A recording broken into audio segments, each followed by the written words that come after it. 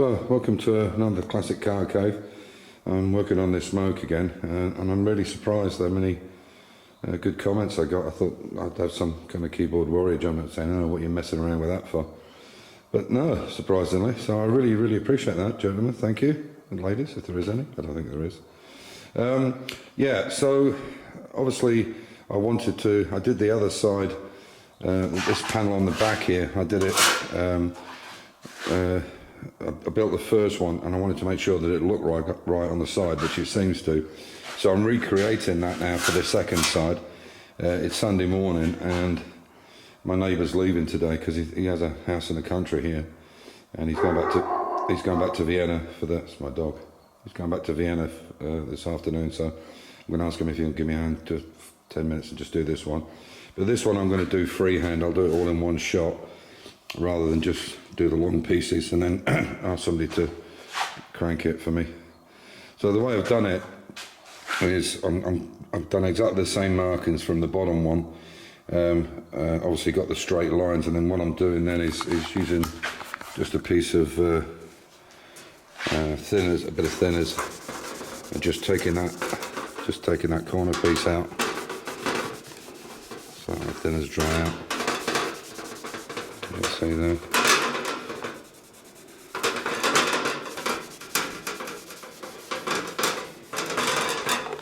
On. So it's all a bit wobbly. Trying to film it and do it around. So I'll clean that off. And then all I do basically, I'm just taking one of these roll locks, and then as you can see there, so it's a bit difficult. And what I do then is just put it onto the inside of those lines and then draw a circle around it. You can see that's exactly how it looks up there. So that's how I've done it. But as I say, we'll do this one freehand. Now I've got this one marked up, and the next thing I'm going to do is go to the front, on the front of the car, on the front of the Moke. This is an extra piece. I bought a whole sheet. So the sheet is 2 meters by 1 something. I can't remember exactly what it is now. It must be 2 by 120, something like that. And that whole sheet, cut and guillotine, was €23. So €24 for the parts. At the moment I'm up at €47, which isn't bad. One of the other things, I've had a few comments obviously about the weight, and that's something I've been aware of as well. I think it'll be about just the same, as long as I don't go over crazy with the metal.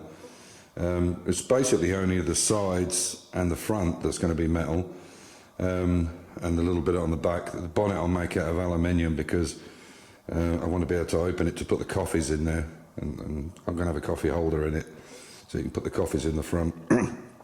But now I need to scale that down, that front bit, and obviously it needs a pressing in the front, so I'm going to try and make that now, get the shape right now and make it, and hopefully he can give me a hand to knock it out.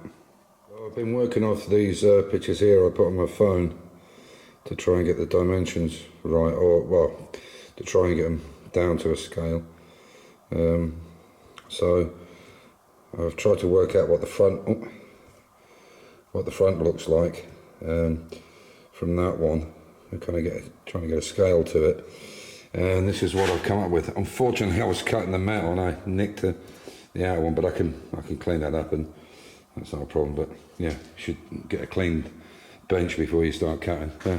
Didn't realise until it was a bit harder to go through. So there you go. There's how the front's going to look.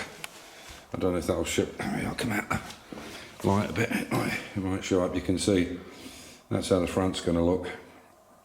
Those circles are to the diameter of the lights I have in the Toylander. So obviously I'm going to use the same lights, indicators and stop lights and front lights. So what I'll do is I'll bead this piece here, but I won't put where the radiator would have been, or not the radiator, but the vents. I won't put them in, because if I put too many creases in it, it will kind of buckle and it'll warp a bit. So I'll just put black lines on there, because obviously I don't need any air to go through it, and I certainly don't want to distort the steel. And there's the back piece, and I've got that all done up, ready to go. So my neighbour is leaving tonight, but he's going to come over for half an hour, which is good of him, so we can get these done. So obviously I'll crimp this all the way around, crimp this one, and then I'll cut the bits out for the lights, and then obviously the bonnet will go. But that's not finished yet. It will be rounded, of course, but I want to. I don't want to do too much to it before I crimp it, or before I put it through the bead roller. So we'll see how we get on from there. Hopefully, onwards and upwards.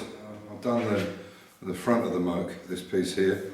You can see where the headlights are going to go. These are 8 centimeters, the same as the lights that are already in the Thailander. Obviously, it goes that way around, so the indentation is in there.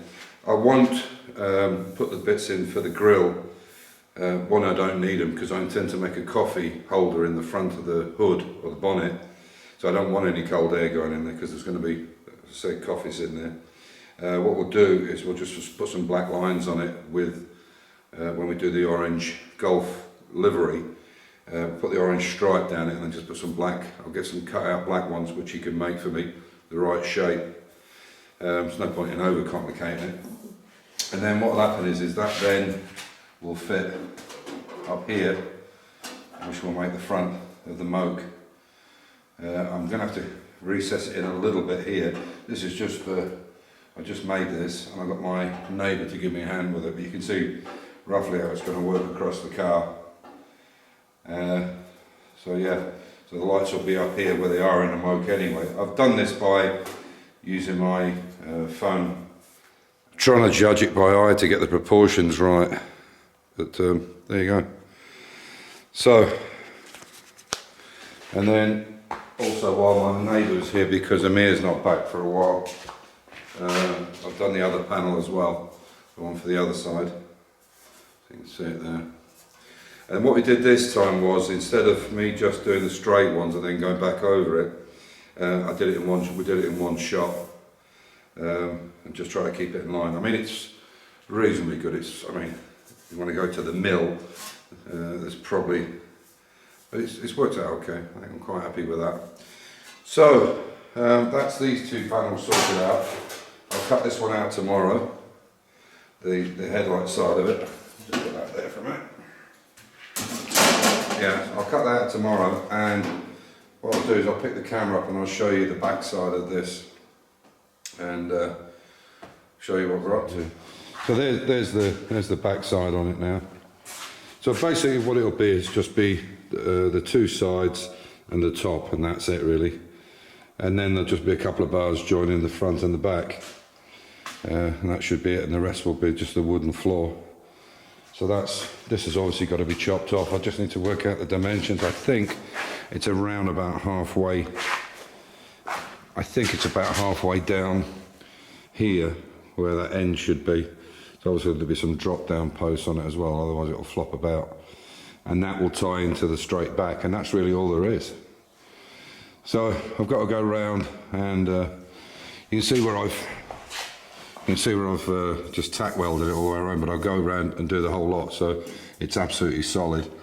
And then what I thought I'd do on the bottom, you can see I've repaired that piece. It's not finished, but it's just good enough just now. It'll do. I'll go over it a bit.